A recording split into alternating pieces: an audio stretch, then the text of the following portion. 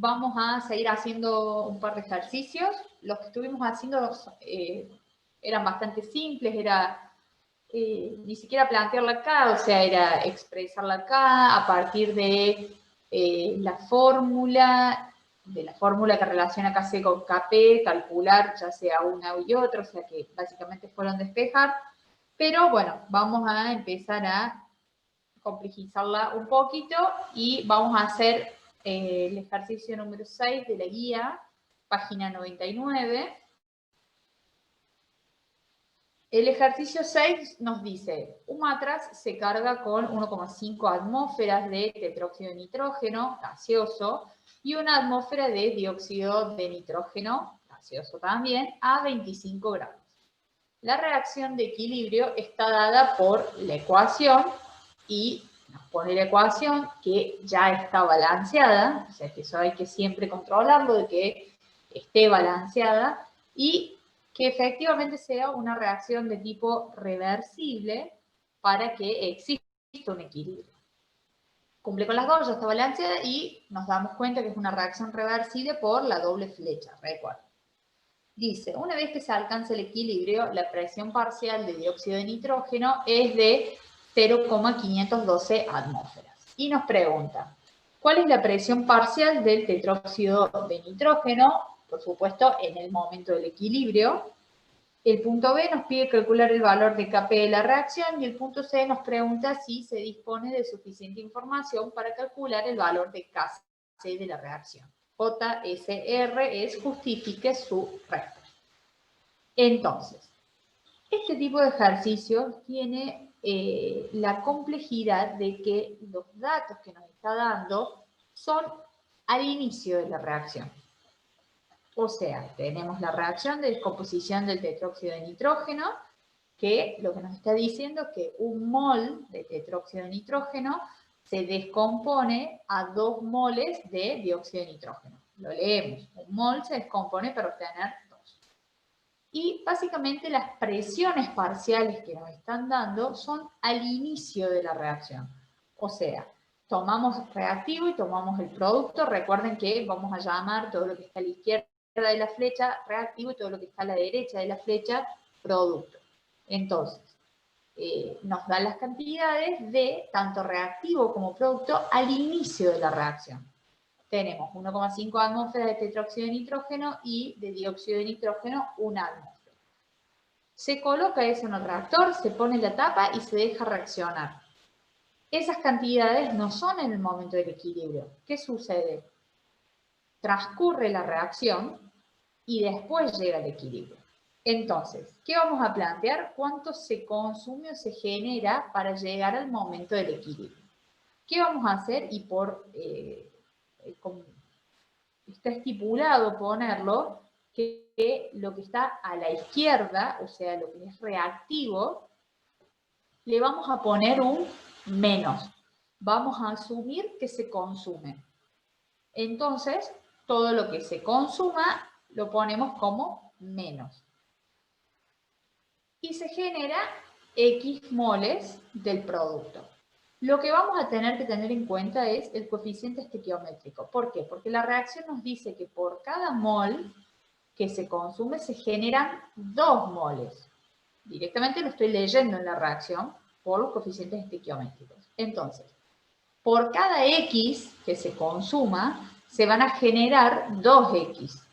Entonces, a la hora de plantear la parte de cuánto se consume o se genera en una reacción, vamos a tener que tener en cuenta el coeficiente estequiométrico. O sea, va a tener que estar balanceada la reacción. Llegamos entonces al momento del equilibrio. En el momento de equilibrio, la presión parcial del tetróxido de nitrógeno no la sabemos, es lo que nos pide calcular el punto A. Sabemos que es 1,5 atmósferas menos X. Lo que pusimos inicialmente menos lo que se consumió. Por supuesto, asumiendo que el menos es que se consume. Y es dato, nos dice que al momento del equilibrio la presión parcial del dióxido de nitrógeno es de 0,512 atmósferas. Entonces, acá no sabemos el valor de X, lo podemos calcular porque Ya no tenemos este valor, lo tenemos que calcular. Pero de este término, del término del producto, podemos llegar a calcular el valor de X. Es una ecuación, una incógnita. Tenemos que, pusimos inicialmente una atmósfera, se generaron 2X y al momento del equilibrio la presión del dióxido de nitrógeno es 0,512. Entonces lo que hacemos es despejar el valor de X, despejar cuánto se generó porque lo estamos tomando de manera positiva. Entonces, este que está sumando pasa restando y este que está multiplicando pasa dividiendo y hallamos el valor de X.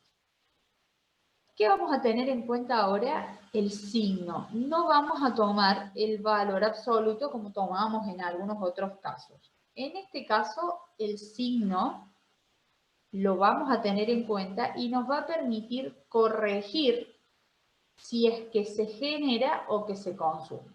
Lo que yo les dije, está como estipulado ponerle al lado de los reactivos, del lado de los reactivos, el menos. Asumimos siempre que el reactivo se consume. Pero este menos después se corregirá. Se va a corregir cuando usemos esta fórmula para poder calcular el punto A. El punto A nos pregunta la presión parcial del tetróxido de nitrógeno en el momento del equilibrio, por supuesto, o sea, este valor. Entonces, ¿qué es lo que vamos a hacer para calcular esto? Reemplazamos el valor de X que pudimos calcular con los datos que me dieron del producto. Entonces, reemplazamos en la fórmula y vamos a tener en cuenta el signo ahora. Menos con menos resulta más. Entonces, la presión parcial de tetróxido de nitrógeno en el momento del equilibrio va a ser igual a 1,744 atmósferas. ¿Qué quiere decir esto? Que yo coloqué 1,5 atmósferas de mi reactivo y una atmósfera del producto. La reacción transcurrió y en realidad se generó más de tetróxido de nitrógeno y se consumió el dióxido de nitrógeno.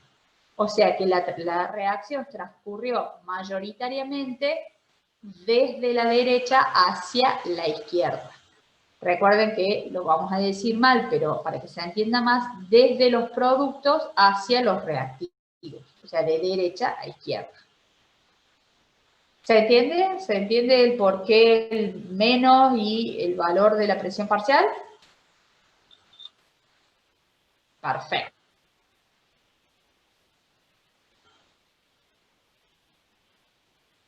Es que, claro, en realidad asumo de que el reactivo, o sea, lo que está a la izquierda, se consume. Después, por este valor de X, que tiene menos, me doy cuenta en realidad que no se consumió, sino que se generó, además por el valor. Fíjate que es mayor.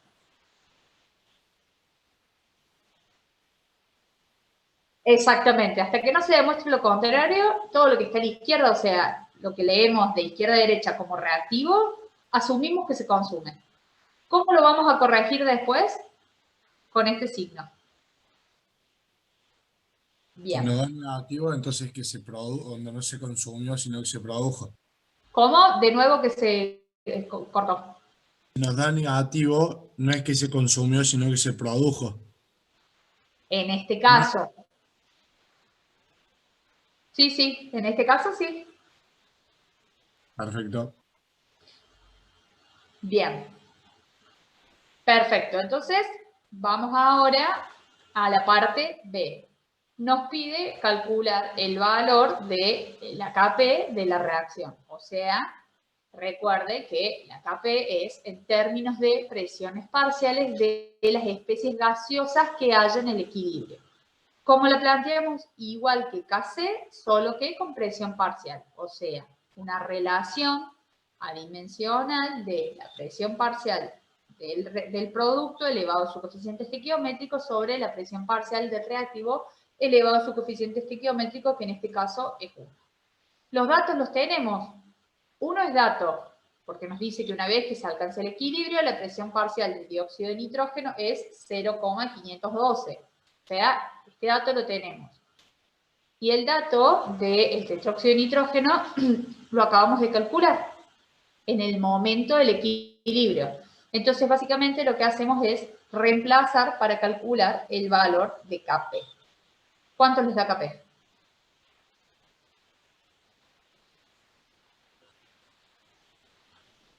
¿0,150? Perfecto.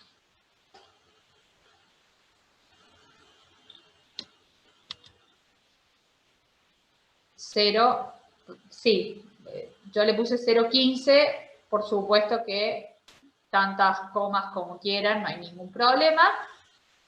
Y sin unidades, porque recuerden que es adimensional. Bien, la pregunta C nos dice, ¿se dispone de suficiente información para calcular la Kc de la reacción? ¿Tenemos suficiente información? ¿Podemos calcular Kc?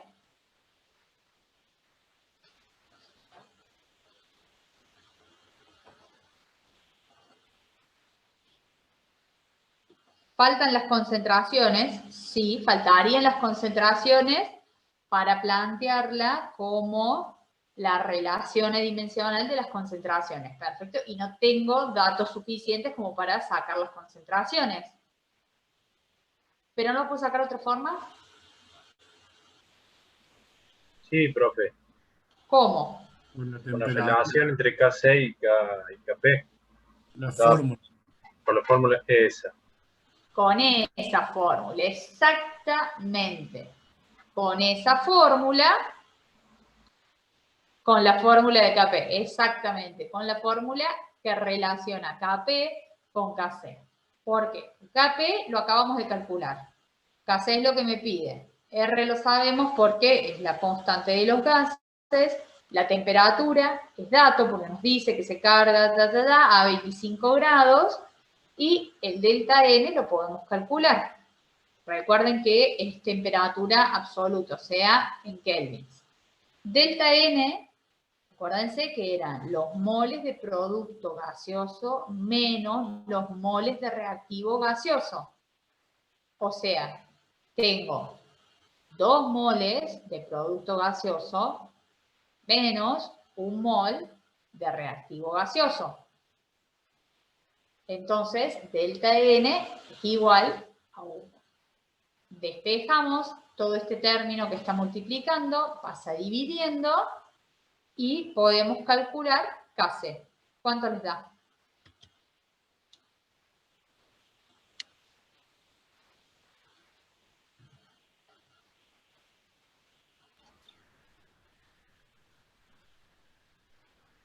$545,12. No.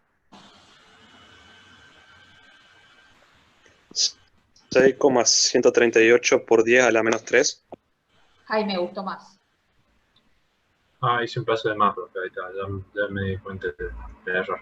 ¿Multiplicaste o dividiste o qué? No, pues es 0,15 dividido 0,082 por todos seguidos, sin paréntesis. Sin el paréntesis. Ahí está. Bien, entonces nos queda 6,13 por 10 a la menos 3. También sin unidades porque es adimensional. Entonces, ¿tenemos suficientes datos? Sí, sí tenemos. ¿Y lo podemos calcular? Sí, lo podemos calcular. Bien, este tipo de ejercicios en realidad la complejidad que tiene es darse cuenta o prestar atención que los datos que nos están dando son al inicio de la reacción, no en el momento del equilibrio. Un error muy común es leerlo y plantearlo como si fuese en el momento del equilibrio. O sea, leen los datos y lo ponen, reemplazan eso para calcular, no sé, Kp. Entonces, hay que tener en cuenta y hay que leer bien el ejercicio que dice que es en el se carga, o sea que es al inicio, y que una vez que se alcanza el equilibrio, tenemos esos datos. ¿Se entendió? ¿Fácil? ¿No tan fácil? Sí, profe. Sí, profe. Bien. Hagamos entonces el ejercicio número 10 de la guía, página 100. El ejercicio 10 dice, la constante Kc para la reacción, ¿cómo se llama ese compuesto?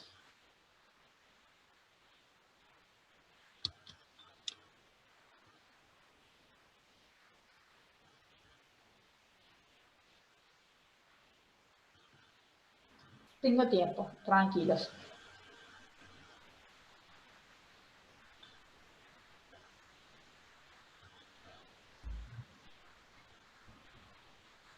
Cloruro fósforo, pro. Ahí es como, no, es una No, mezcla de nomenclaturas. me mezcla. Cloruro sí, bien, es una salvinaria, o sea que es ¿Cloruro cloruro. fosfórico? Fantástico, cloruro fosfórico. Es una salvinaria, está el cloro, por lo tanto es cloruro. El fósforo tiene dos estados de oxidación, 3 y 5. En este compuesto está con el más grande, entonces de menor a mayor era oso-ico, cloruro fosfórico. Perfecto. Entonces, la constante Kc para la reacción básicamente es la descomposición del cloruro fosfórico, que se descompone a, si este es cloruro fosfórico, este será Fosforoso. fantástico, fosforoso. Entonces, se descompone a cloruro fosforoso y cloro. Todas especies gaseosas, está balanceada la ecuación, fantástico. Dice que la constante Kc es igual a 0,042 a cierta temperatura. Si se colocan inicialmente 2 moles de cloro fosfórico y 1 mol de cloruro fosforoso en un recipiente de 5 litros a esa temperatura. ¿Cuáles serán las concentraciones en el equilibrio de cada uno de los gases? Entonces, lo primero que vamos a hacer, vamos a pasar los datos. Cuando planteamos Kc, ¿qué usamos? ¿Qué ponemos en el denominador y en el numerador?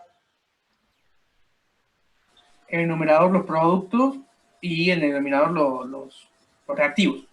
Los reactivos. Perfecto. Ponemos las concentraciones de estas especies, ¿verdad? Elevados a su coeficiente estequiométrico. A sus coeficientes. Perfecto. Elevados a sus coeficientes estequiométricos. Ahora pregunto, ¿es mol una unidad de concentración?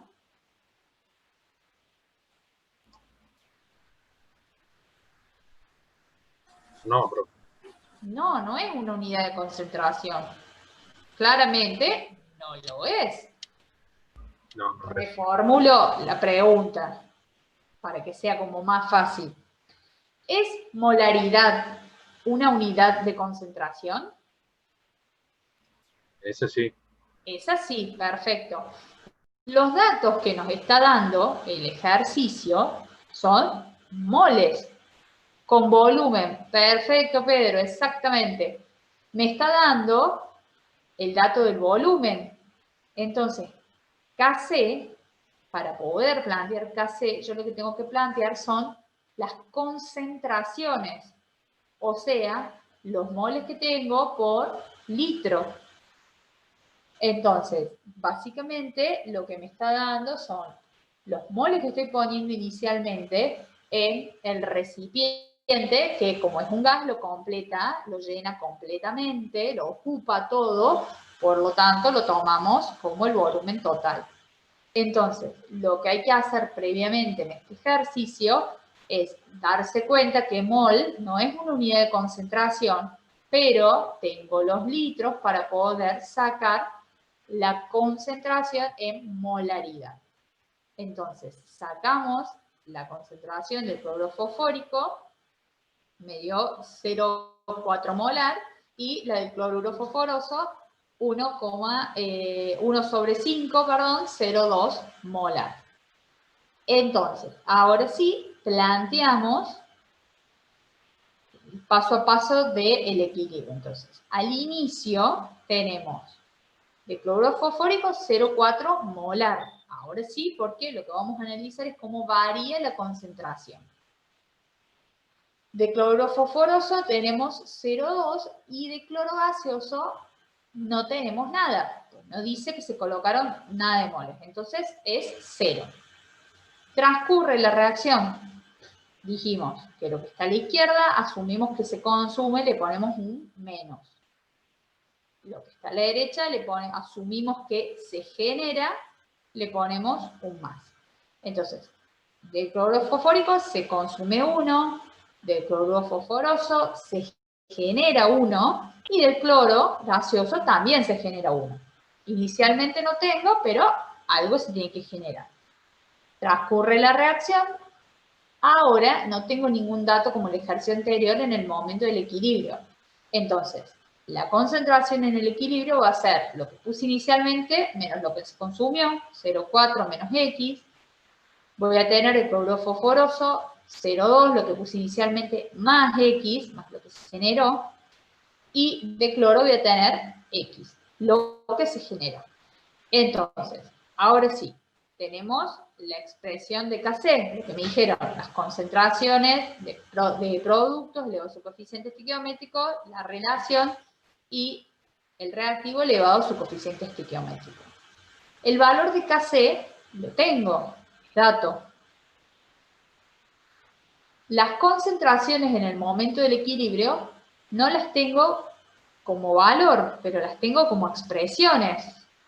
Entonces, básicamente, lo que hacemos es, la reemplazamos en la fórmula. El valor de Kc lo tenemos, el valor de la concentración del cloro en el momento de equilibrio lo tenemos, es X, la del cloro fosforoso lo tenemos, es 0,2 más X, y del cloro fosfórico es 0,4 menos X. Entonces, básicamente lo que vamos a tener que hacer ahora es hallar el valor de X. Lo mismo que hicimos en el ejercicio anterior. Hallábamos el valor de X, era fácil porque era una ecuación, una incógnita. Esto es exactamente lo mismo. Una ecuación, una incógnita, y lo que vamos a hacer es hallar el valor de X. O sea, despejamos la X. Esto es matemática del cursillo de ingreso, porque se evalúa siempre uno de los 5 ejercicios que se toma, es hallar el valor de X. Entonces vamos a hacer el paso a paso. Este que está dividiendo pasa multiplicando. Paso siguiente, hacemos distributiva. Este 0,042 multiplica este término y multiplica este término. Entonces, 0,042 por 0,4, este valor, menos 0,042x. Y con este x hacemos lo mismo, hacemos distributiva. Nos termina quedando 0,2x más x cuadrado. Ahora lo que vamos a hacer es despejar la X, o sea, vamos a igualar el 0 y pasar todo para un mismo lado. A mí en particular me resulta cómodo que el monomio de mayor grado siempre quede positivo. O sea, yo paso todo hacia la derecha en este caso, para que este término, que es el monomio de mayor grado, que es de grado 2, quede positivo. Como les guste, total, los signos, en este caso va a ser lo mismo con signo opuesto, pero como les quede cómodo a ustedes. A mí me resulta cómodo así. Entonces queda x cuadrado, este que está restando pasa sumando y sumatoria de polinomios se suman los monomios semejantes, este es de primer grado, este otro es de primer grado, entonces se suman, queda 0,242x y este que está sumando pasa restando. Entonces ahora tengo que hallar el valor de x de este polinomio de segundo grado. ¿Cómo hallamos el valor de x de un polinomio de segundo grado?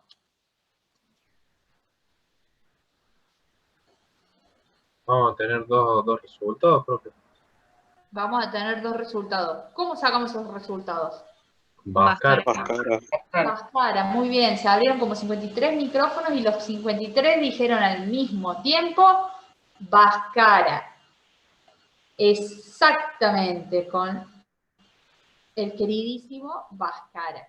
Recuerden que el término A es el que acompaña el monomio de mayor grado, B el que le sigue, y así el término independiente C. Reemplazamos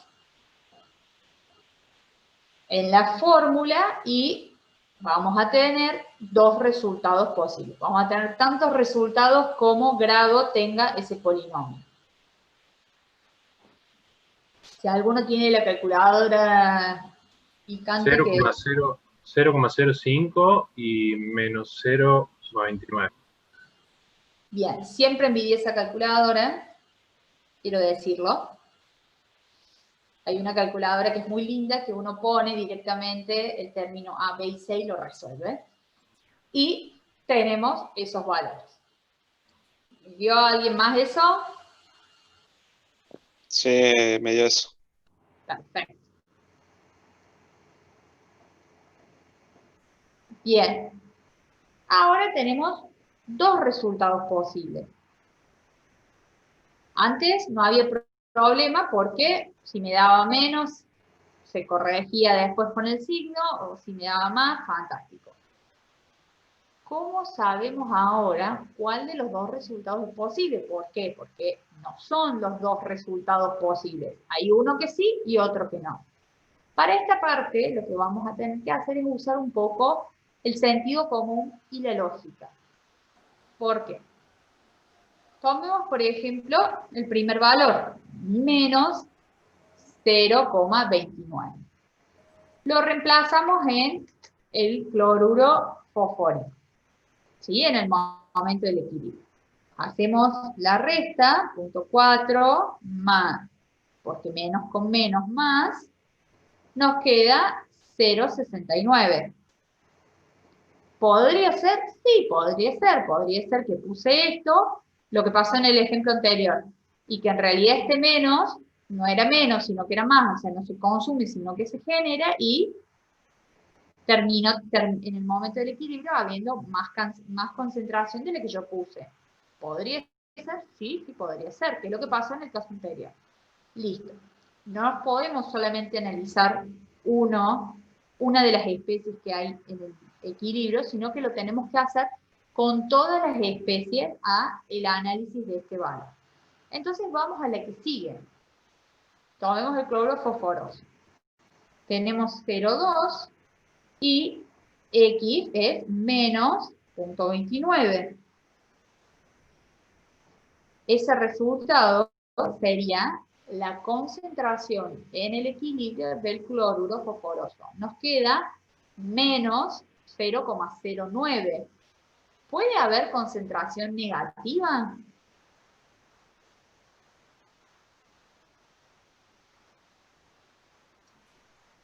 No, no podría haber. No existe, claro que no, no podría, no existen concentraciones negativas. Esta X, no es concentración, lo que indica es si se genera o si se consume. O sea, este es el valor que nos interesa y me está dando menos 0,09, o sea, no existe una concentración negativa. La concentración es un valor mayor a 0. O sea, con esto mismo que acabamos de calcular, ya me doy cuenta que el valor negativo no aplica en este caso. Ponele que no me di cuenta y se me ocurre tomar el cloro. Tomo el valor de X. Leo la reacción, o sea, dice que al inicio no tengo nada. Y supuestamente este menos me está diciendo que se consume menos 0,29. ¿Puedo consumir algo que no había nada? O sea, tengo 0 y que se consuma. Imposible. O sea, si no hay nada y se consume, o sea, es imposible, es ilógico.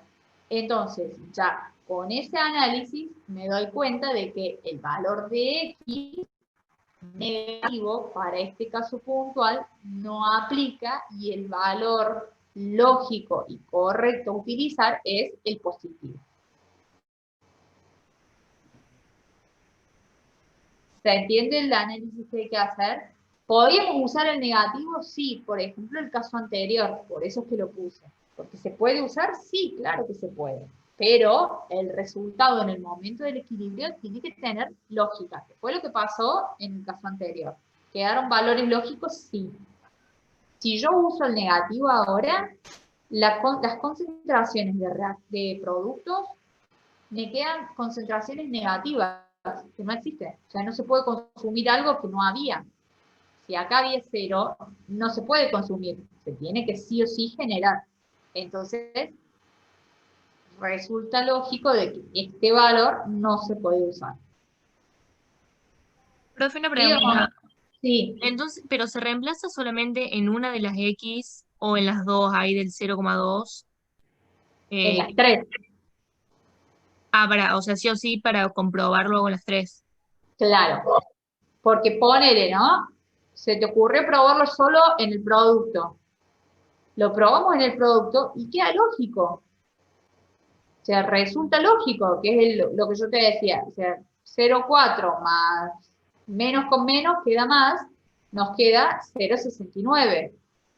O sea, si uno analizara solo una de las especies, con este resultado nos queda lógico. O sea que podemos usar esto, nos equivocamos.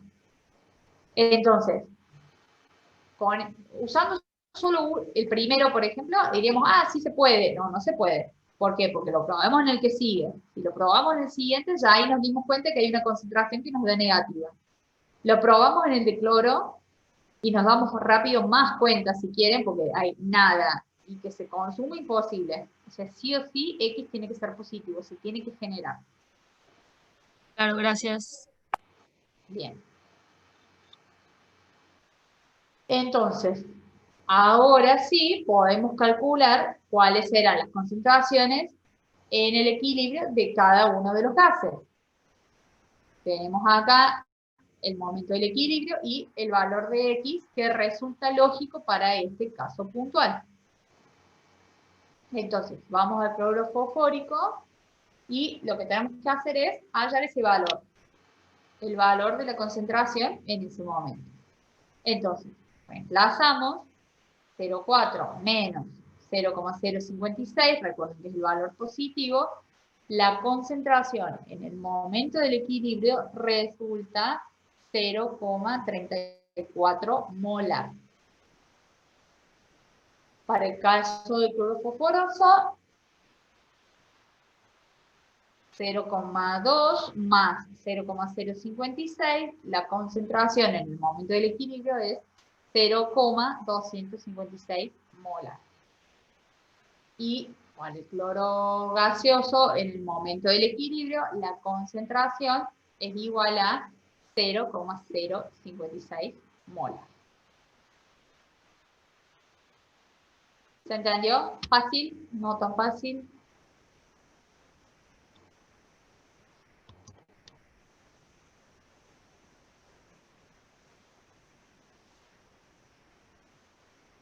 Bien, tomar ese silencio como un clarísimo profe, ¿se entendió todo? Lo más complicado, insisto, es tener presente, o mejor dicho, leer bien, si es al momento del equilibrio, los datos que me da al inicio de la reacción, o sea, esa parte es como lo complicado, y la otra trampita, le vamos a decir, es esto, que es un error muy común, que leen los moles y chao, acá ponen moles y es error porque en realidad se trabaja con concentración. Bien, tienen varios de este estilo, tienen 7 al estilo, bueno, tienen varios en la guía para hacer de este estilo de ejercicio. Bien, seguimos entonces. Bien, continuamos entonces con la parte de equilibrio. Vamos a hacer otro repasito teórico, así vemos un temita más en equilibrio, que es el principio de Le Chatelier. El principio de Le Chatelier básicamente dice que si se aplica una perturbación externa a un sistema que esté en equilibrio, el sistema se ajustará hacia una nueva posición de equilibrio para contrarrestar la perturbación. Una vez que esta perturbación cesa, el sistema tiende naturalmente a volver al equilibrio inicial. Básicamente, Don Le Chatelier lo que dice es, tenemos una reacción que está en equilibrio. O sea, la velocidad de reacción directa igual a la inversa, flechita, tiene una constante, está divina el sistema, nada lo perturba, ahí en equilibrio. Si se aplica un esfuerzo, le digamos un esfuerzo externo, algo que perturbe ese equilibrio, el sistema lo que va a tender a hacer es a contrarrestar ese esfuerzo externo. Algo lo molesta, se vuelve a acomodar, ¿sí? Para contrarrestar ese algo que lo molesta. Llega a un nuevo equilibrio. Cuando ese esfuerzo externo, esa perturbación, ese algo que lo molesta, cesa, vuelve el sistema al equilibrio inicial.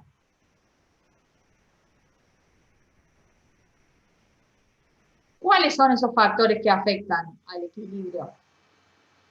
¿Cuáles son estas perturbaciones, estos esfuerzos externos que pueden alterar un equilibrio de un sistema de reacción? El primero pueden ser los cambios en la concentración. O sea, cambiar las concentraciones, ya sea de reactivos o de productos.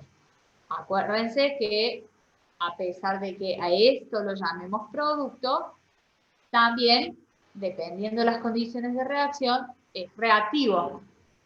Porque esta doble flecha lo que me dice es que A reacciona para formar B, y que en algún momento de la reacción B reacciona para formar A. Entonces, estos cambios de concentración que pueden modificar un equilibrio pueden ser de los reactivos como de los productos. Entonces, tenemos el sistema en perfecto equilibrio. Imagínense la balanza de platos, que si cursaron conmigo algún otro año, seguramente se van a estar acordando de la profe poniendo los brazos y tratando de explicar esto con la balanza, pero bueno, para que no le extrañen, la puse. Entonces, este sistema está en perfecto equilibrio. Lo que tengo de un lado, tengo del otro, las velocidades son las mismas, entonces, en equilibrio.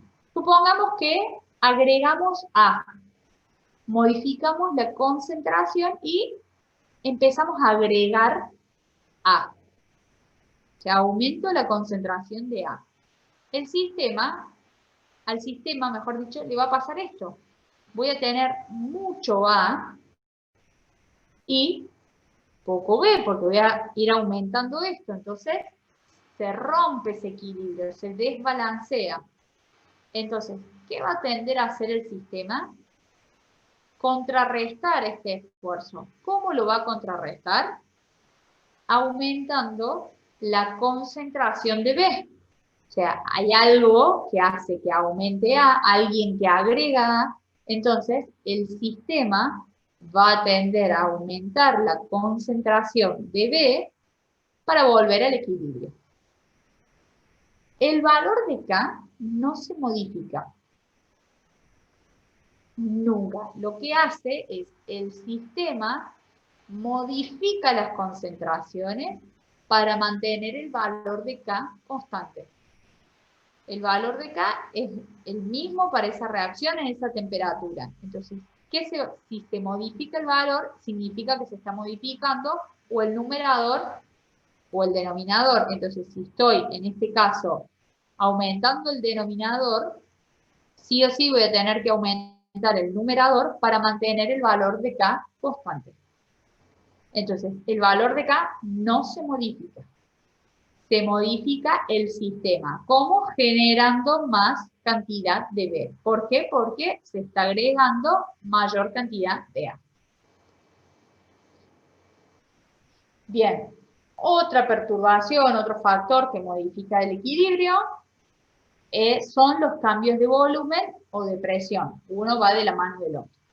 Supongamos que tenemos la reacción A, gaseoso, que se genera B y C, también gaseosas, y que en algún momento, en determinadas condiciones y en determinados valores de temperatura y presión, B y C reaccionan para formar A.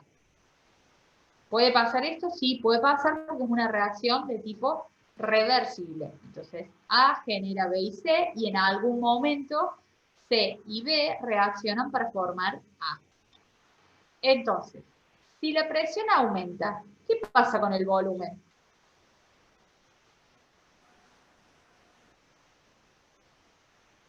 Pregunto.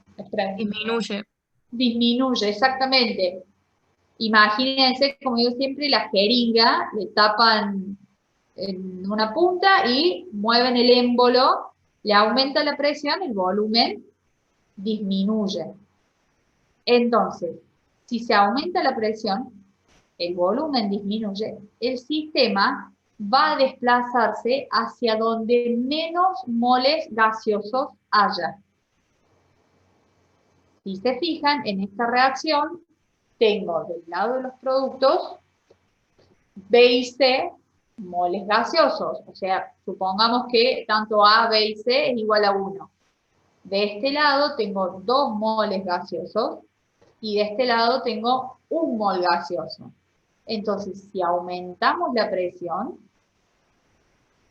el volumen disminuye, el sistema se va a desplazar hacia donde menos moles gaseosos haya. En este caso, va a aumentar la concentración de A. El sistema se va a desplazar hacia la generación de A. Al igual que el caso anterior, el valor de K no se modifica cuando se cambia, ya sea el volumen o la presión. Y otro factor que afecta al equilibrio es el cambio de la temperatura. La temperatura es la única variable que puede modificar el valor de K. El valor de K depende no solo de la reacción, sino de la temperatura a la que se lleva a cabo esa reacción. Entonces, la temperatura varía el valor de K. Supongamos que aumentamos la temperatura. Para una reacción de tipo endotérmica, o sea, donde delta H es mayor a 0, cuando se aumenta la temperatura, el valor de K aumenta. Para reacciones de tipo endotérmica, es decir, que requieren calor para que la reacción se lleve a cabo. Y para reacciones de tipo exotérmica, es decir, que el delta H es menor a 0, el valor de Kc disminuye cuando se aumenta la temperatura. ¿Se entendió el repaso súper rápido del teórico?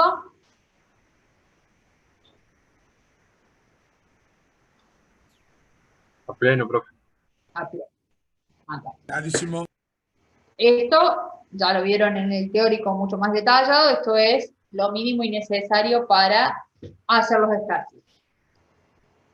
Entonces, hagamos ahora el ejercicio número 13, página, creo que está en el 100 y parte en el 101. Para el siguiente proceso en equilibrio, nuevamente la descomposición del cloruro fosfórico nos da el valor de delta H y nos dice, justificando su respuesta, cuál será la dirección de desplazamiento del equilibrio cuando se eleva la temperatura. Entonces, o sea, si aumenta la temperatura, sabemos que es la única variable que modifica el valor de K. ¿Qué voy a analizar? El valor de delta H. Delta H es mayor a 0. ¿Exo o endotérmico?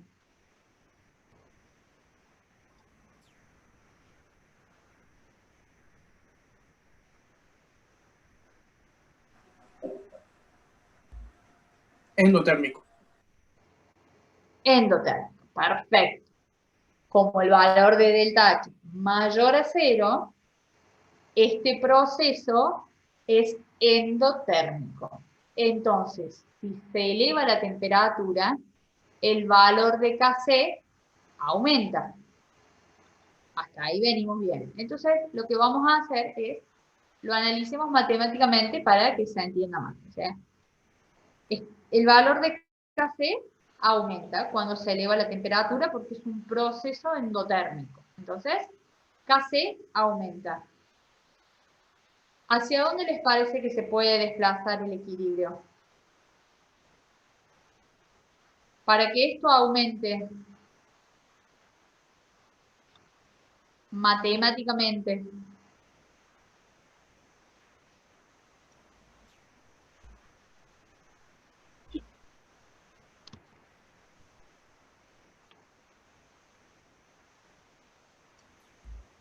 hacia los productos, exactamente. Si esto aumenta, quiere decir que esto disminuye. Si quieren, lo pensamos inversamente proporcional. Si esto aumenta, significa que esto disminuye. O que el numerador, todo esto, aumenta. ¿Se entiende? Si esto aumenta, significa que todo esto está aumentando. Entonces, al elevar la temperatura, se favorece la formación de cloruro fosforoso y de cloro gaseoso. O sea, la dirección va a ser hacia la formación de productos. No admito de izquierda a derecha, punto raya. Eso no es un justifique su respuesta. Mucho menos una flecha que empieza en la izquierda, termina en la derecha con un triángulo indicando la dirección. Justificar su respuesta es esto, lo que acabamos de hacer. Ese tipo de análisis.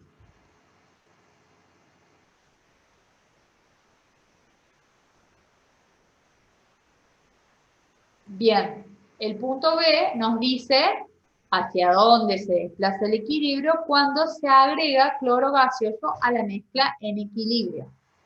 Entonces, tenemos el sistema en equilibrio, empezamos a agregar cloro gaseoso. El sistema está en equilibrio, entonces ahora empieza a aumentar este brazo, si quieren, de la balanza. Estoy agregando un factor externo que está modificando el equilibrio. ¿Hacia dónde les parece que se va a desplazar el equilibrio para volver a este nuevo equilibrio?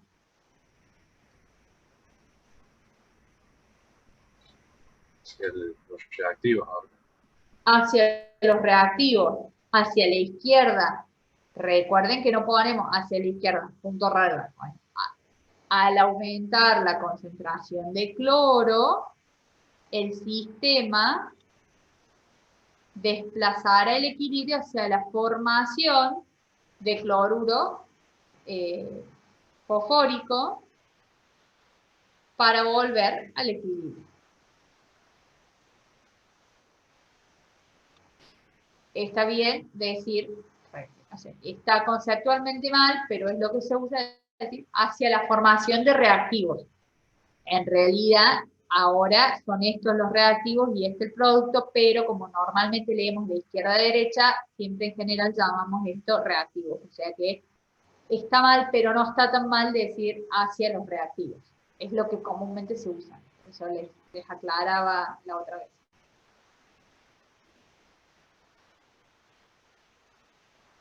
Bien, el punto C dice, se retira algo de tricloruro de fósforo de la mezcla. O sea, básicamente lo que estamos haciendo es quitar esto de la muestra del sistema en equilibrio. Esto lo voy sacando, o sea, de esto cada vez hay menos. Pasa esto con la balanza, o sea, de este lado va a estar más liviano si quieren. Entonces, ¿hacia dónde va a ir el sistema para volver al equilibrio?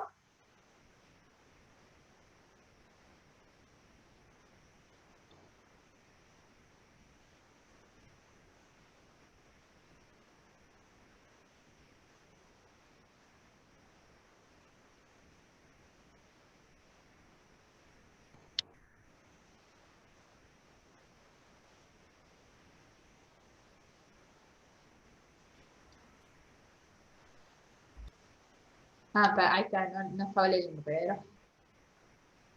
Viceversa, no, inversa sería del punto B. Hacia los productos. Exactamente.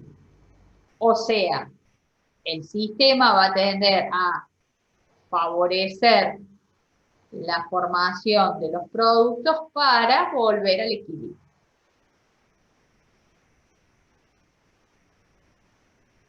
¿Se va entendiendo o...? Hay como mucho silencio, entonces tomar ese silencio como clarísimo, profe. Bien.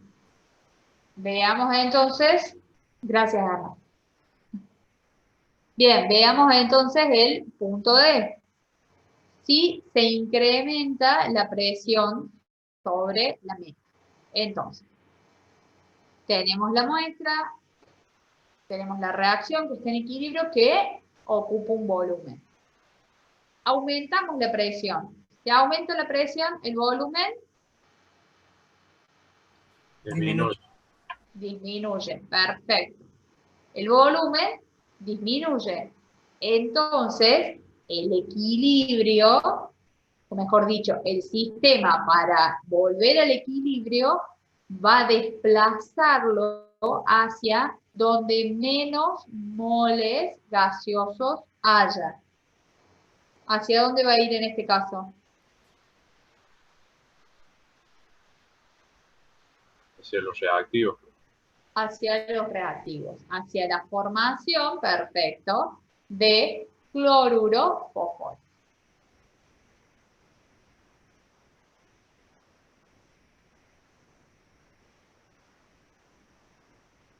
Bien, y el punto E dice hacia dónde se desplaza el equilibrio, la dirección del equilibrio, cuando se agrega un catalizador a la mezcla. ¿Qué hace un catalizador?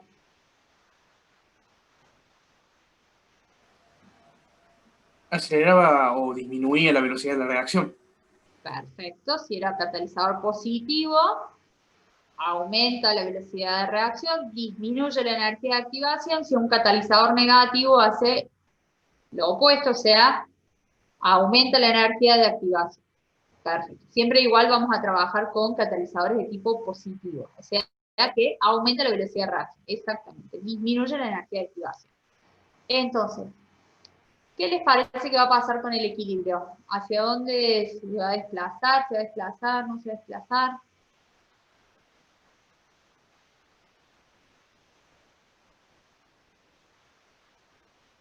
No se desplaza. ¿Por qué no? No interviene, digamos, el catalizador en la reacción, digamos. La va a disminuir o acelerar, pero no interviene en el equilibrio. Exactamente. Al agregar un catalizador, no modifica el equilibrio.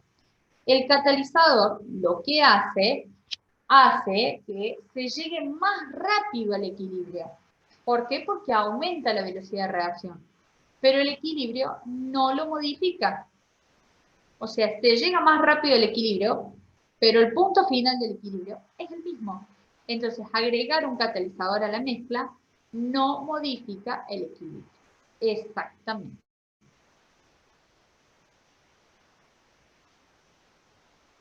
Bien. ¿Se entendió? Fácil, claro. ¿Cómo justificar? ¿Cómo no poner de izquierda a derecha y punto? Sino justificar, sobre todo.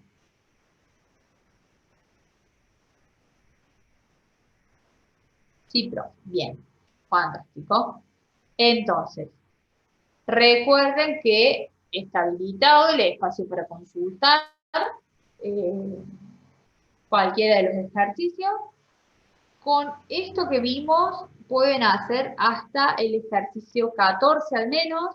El ejercicio 15 es el tema que viene, que es equilibrio ácido-base, así que hasta el ejercicio 14 pueden hacer tranquilamente.